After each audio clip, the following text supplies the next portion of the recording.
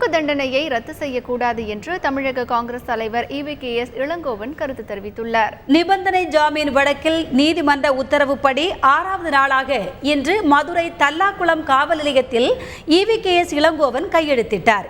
பின்னர் செய்தியாளர்களை சந்தித்த அவர், சட்டப்பேரவையில் 110 விதியின் கீழ் முதலமைச்சர் அறிவித்த திட்டங்கள் எப்போது செயல்படுத்தப்படும் என்று தெரிவிக்கப்படவில்லை என்றார். தமிழக அரசு வழங்கும் மிக்சி, கிரைண்டர் போன்ற இலவச பொருட்கள் ஒரே மாதத்தில் பழுதடைந்து விடுவதால் அவற்றை மாற்றித்தர நடவடிக்கை எடுக்க வேண்டும் என்று அவர் கூறினார். தூக்கு தண்டனையை ரத்து செய்யக்கூடாது என்றும் EVKS இளங்கோவன் வலியுறுத்தினார்.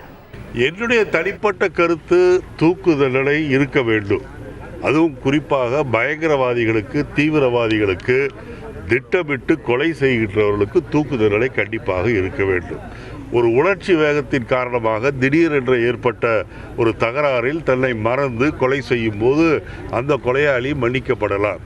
ஆனால் பல நாட்கள் திட்டமிட்டு ஒருவரை கொலை செய்ய வேண்டும் என்று பல மாதங்கள் அதுக்காக செலவிட்டு சில பேர் கொலை செய்யும் போது அவர்களுக்கு கண்டிப்பாக தூக்கு தண்டனை வழங்க வேண்டும்.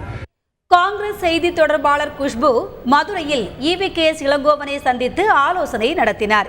பின்னர் செய்தியாளர்களிடம் பேசிய அவர், இளங்கோவன் தலைவராக தேர்வு செய்யப்பட்ட பின்னரே தமிழக காங்கிரஸ் குறித்து மக்கள் பேசி வருவதாக கூறினார். அதிமுக, பாஜக கட்சிகள் மீது இளங்கோவன் கூறி வரும் ஊழல் குற்றச்சாட்டுகளை மறைக்கவே அவர் மீது பொய் வழக்கு போடப்பட்டுள்ளதாகவும் குஷ்பு குறிப்பிட்டார்.